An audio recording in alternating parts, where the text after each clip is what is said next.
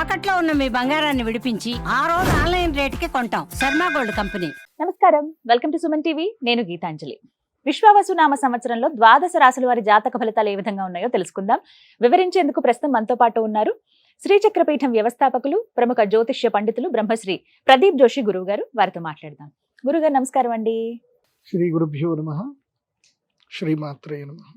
విద్యుద్ధామ సమప్రభాం మృగపతి స్కంధస్థితాం భీషణాం కన్యాభికరవాలకేట విలసదస్తాభిరా సేవితాం హస్తైశ్చక్ర గదాసికేట విశికాంశ్చాపం గుణం తర్జనీం బిభ్రాణాం అనలాత్మికాం శశిధరాం దుర్గాం త్రినేత్రాం భజే.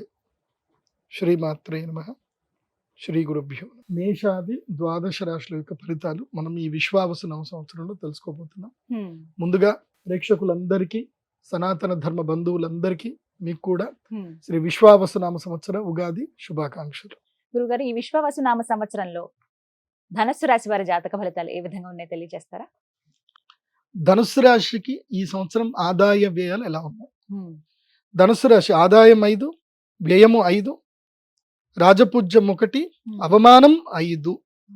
సో ఈ సంవత్సరం ఎట్లుందంటే ధనుసు రాశి వారికి బ్యాలెన్స్ గా ఉంది.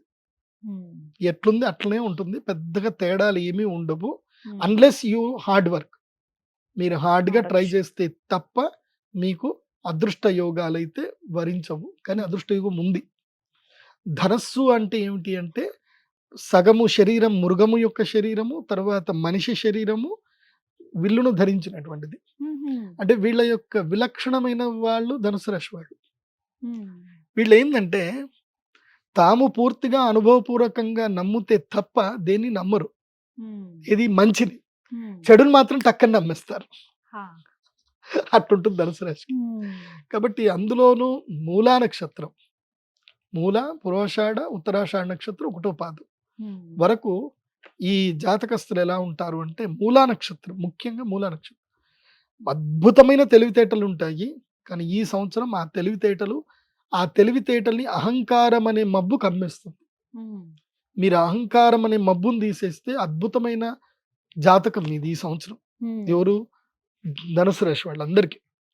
మీరు అహంకారం నుంచి బయటపడండి. అండ్ వన్ మోర్, ఇంకోటి ఏంటంటే ఈ ధనుసు రాశి వారికి ఉన్న ఒక చెడ్డ లక్షణం ఏమిటంటే వీరు గతంలో ఎప్పుడు జీవిస్తారు. ఏంటి? గతంలో జీవిస్తారు. వీళ్ళు 10 ఏళ్ళు అయినా సరే ఆ గతాన్ని మర్చిపోరు. దాన్ని పట్టుకొని బ్యాగ్ వేసుకొని తిరుగుతూనే ఉంటారు. ఏంది అంటే గతం బ్యాగ్ పట్టుకొని తిరుగుతూ ఉంటావు. నువ్వు గతం బ్యాగ్ వేసుకుంటే నువ్వు భవిష్యత్తు వైపు ఎలా పరిగెడతావు? ఇప్పుడు బ్యాగును మోస్తూ పరిగెత్తేవాడు ఫాస్ట్ గా పరిగెత్తాడా? 2 చేతులు ఖాళీ చేసుకొని పరిగెత్తాడు ఫాస్ట్ గా పరిగెత్తాడా? ఖాళీగా ఉన్నాడు. కానీ నువ్వు బ్యాగులు క్యారీ చేస్తావుగా. ఎందుకోసం అంటే మెమొరీ పవర్. ధనుస్సు రాశి వారికి మెమొరీ ఎక్కువగా ఉంటుంది. Most of the criminal advocates కానివ్వండి, తర్వాత బ్యాంకింగ్ సెక్టార్ లో ఉండేది కానివ్వండి, చార్టర్డ్ అకౌంట్లు కానివ్వండి, వీళ్ళంతా ధనుసు రాశి వాళ్ళు ఉంటారు. మంచి వాళ్ళు. కాకపోతే వీళ్ళు గతాన్ని మర్చిపోరు. గతం మర్చిపోతేనే భవిష్యత్తు ఉంటుంది. భగవంతుడు మనకి ప్రతిరోజు నిద్రను ఎందుకు ఇచ్చాడు? రోజు రాత్రిని ఎందుకు ఇచ్చాడు అంటే రోజు సూర్యోదయం ముందురా బాబు, జీవితం ప్రతిరోజు కొత్తగా చూడాలి. ఎప్పుడు నెమరేసుకుంటూ ఎప్పుడు తిడతానే ఉంటారు.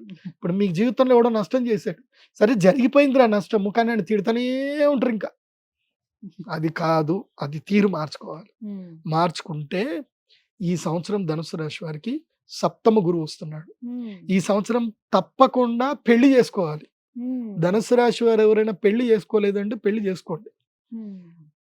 ఇంకోటి కూడా చెప్తా, ఒకవేళ మీరు ఆల్రెడీ మీ ఆవిడని పెళ్లి చేసుకున్నారు, మీ ఆవిడ ఉంది, మళ్ళీ పెళ్లి చేసుకోండి మీ ఆవిడనే. మళ్ళీ మంచి ముహూర్తంలో తాళి కట్టండి. అక్షయ తృతీయ రోజు మీ ఆవిడకి తాళి కట్టండి. వీలైతే కొత్తగా ఒక నల్లపూసల దండ మీ ఆవిడకి మెడలో కట్టండి. నల్లపూస లేకపోతే పసుపు తాడైనా మీ ఆవిడకి కట్టండి. ఎందుకోసం అంటే 7వ స్థానంలో గురువు వస్తే మనతో ఉన్నటువంటి మన యొక్క సహచరుల వల్ల కూడా మనకు అదృష్ట యోగం సిద్ధించే అవకాశం ఉంటుంది. కాబట్టి మీ ఆవిడకి మంగళసూత్రాలు మళ్ళీ కట్టండి, ఏం పర్లేదు, దాంట్లో నష్టమేం లేదు. దేవుడికి ప్రతిరోజు పెళ్లి చేస్తాం. లేదంటే శ్రీరామనవమి రోజు శ్రీరాముల వారికి కళ్యాణం చేయించండి. అక్షయ తృతీయ రోజు వెంకటేశ్వర స్వామి వారికి కళ్యాణం చేయించండి.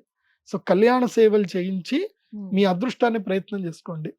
నేను ఇందాక ఎవరికి తులారాశి వాళ్ళకి ఒక ట్రిక్ చెప్పాను. మళ్ళీ మీకు కూడా చెప్పాల్సిన అవసరం లేదు. తులారాశితో ఒకసారి రాశిఫలాలు చూడండి. సింపుల్ చెప్తున్నాను. మీది డిజిటల్ కార్డ్ చేసుకోండి. స్టార్టప్ వైపు ప్రయత్నాలు చేయండి. గవర్నమెంట్ కూడా లోన్ ఇస్తుంది.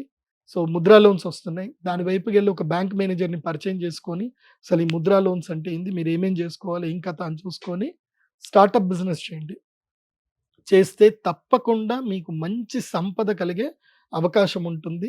ముఖ్యంగా ధనుసు రాశి వారు కాన్సన్ట్రేషన్ చేయాల్సిన వ్యాపారాలు ఏంటంటే వస్త్ర వ్యాపారం చేయండి. రెడీమేడ్ క్లాత్స్ వస్త్ర వ్యాపారం చేయండి. ఎలక్ట్రానిక్ అండ్ ఎలక్ట్రికల్ వ్యాపారాల మీద చూడండి. ఆర్టిఫిషియల్ ఫ్లవర్స్, తర్వాత artificial intelligent, marketing, agencies, distribution, packing, అలాగే ప్లాస్టిక్ వస్తువులు కానివ్వండి, క్యాటరింగ్ కానివ్వండి, లేదంటే ఇంటీరియర్ ఆర్కిటెక్చర్ కానివ్వండి, ఇలా ఏదైనా సరే పని బిజినెస్ చేయండి. ధనుసు రాశి వారికి నేను అడ్వైజ్ చేసేది ఏంటంటే బిజినెసే చేయండి. లేదంటే ఇగో మా సుమన్ టీవీ మొదలు స్టార్ట్ అయింది, నా 8 కెమెరాల నుంచి 12 సిస్టమ్ల నుంచి స్టార్ట్ అయింది సుమన్ టీవీ. మీరు కూడా స్టార్ట్ చేయండి, ఎదగొచ్చు. ప్రోగ్రెసివ్ వైపు ఉంటుంది, మీడియా ప్రోగ్రెసివ్ వైపు కూడా ధనుసు రాశి వారికి ఉంటుంది. ప్రయత్నాలు చేయండి. మరి వీరికి ఇంకా మంచి జరగాలంటే ఏమైనా పరిహారాలు గురువుగారు?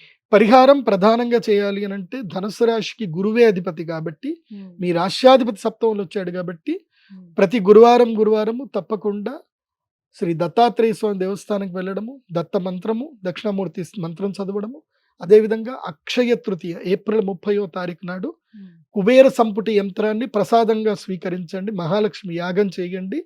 అంత అద్భుతాలు జరుగుతాయి. ధనుసు రాశి వారికి 12 ఏళ్ల తర్వాత సప్తమ గురువు వస్తాడు. అదృష్టం వస్తుంది. మీ భార్యను మీరు మళ్ళీ పెళ్లి చేసుకోండి. ధన్యవాదాలు గురుగారు. నమస్కారం. శ్రీమాత్రే.